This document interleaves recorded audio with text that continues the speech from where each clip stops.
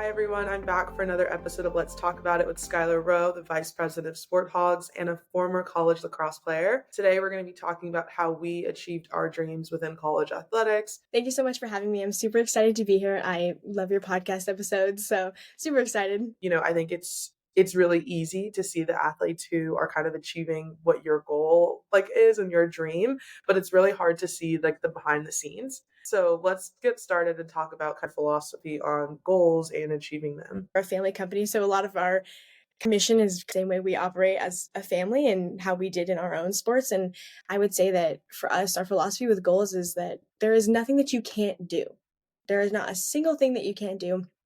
You just need to take the time to figure out what it is that you want and how to get there. So I would say our philosophy is really just pushing yourself to be the best that you can be and embracing that process along the way and those lessons that you learn as you're achieving those goals. I totally agree with you. Another one for me too is being okay with maybe not achieving that goal, but going for it anyway. What kind of resources are there out there for athletes who are looking to achieve their goals but don't know where to start? I am a huge fan of our journal. I think that gives athletes a really good place to figure out what they want out of their season and then what goals they want to set as well. And it kind of gives them a space to kind of talk about that. I also think good resources are your coaches, your teammates, your support system, having those conversations of this is what I want to do. Do you guys have any ideas? Because I think there's definitely something to be said for having other people be aware of it and also have that space to give input. Now, do you have to take the input? Absolutely not. But when I would talk to my mom, I'd be like, Mom, I want to do this. And she's like, we need to do this, this, and this. And she would really help me kind of situated and kind of the things that I needed in order, or she'd give me ideas that I hadn't thought of before. So I think relying on those support systems, if that's something that you feel comfortable with, I would totally recommend that as well. A lot of people mix your potential with how you're doing in the moment. So what would you say for athletes who feel like their support system maybe doesn't quite believe in their goals, or maybe they just haven't been able to quite prove that they can get there yet? It's a really tall order to ask athletes, especially young athletes or athletes that are brand new in college and they're by themselves.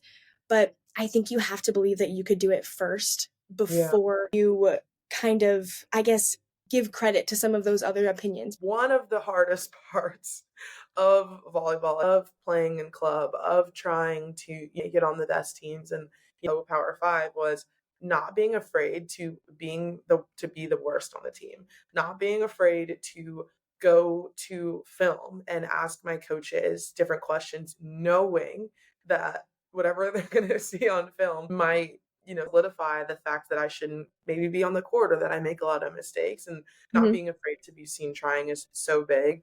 Did you have any experiences like that in high school or during your time in college? Yeah, definitely in high school. I was the only freshman on varsity my first freshman year, and I was terrified.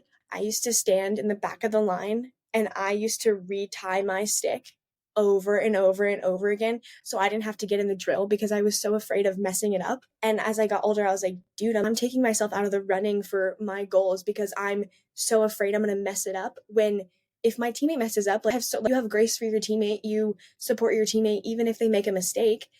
And I just could not do that for myself at the time. And I just didn't believe that my teammates would do that, even though they were. And it was really just me in my head. Definitely sometimes where I was like, man, to try and to fail would be so terrible. But I think as I got older, I was just kind of like, to not try it all is worse. To just like, hey, I'm scared and I'm going to let this fear run how I play my lacrosse games and run how I interact with my teammates and not showing up as my most authentic self. I don't want to do that. You know what I mean? Yeah, I do. I really do. I always say that's the best thing athletes can learn is advocating for themselves. And part of advocating for yourself is being really honest with yourself. And sometimes it's about strategy. So I think that strategy of what are my strengths, what are my weaknesses is really awesome. Whether it's watching film or just kind of remembering what your coaches say often. But that's what I love, in the journal, that there's that spot for 3 things that you did well after your game. Yeah. Because you can say, hey, I hustled. Maybe your stats that day don't reflect how hard your hustle was, because sometimes, hey, the other team is just out of this world. And I think having that space where you can be like, hey, you know what? My stats might not reflect but like I was working hard. I was out there. I was doing what I needed to do. I was where I needed to be. This other team just got the better of me today. It's also true for playing time. Mhm.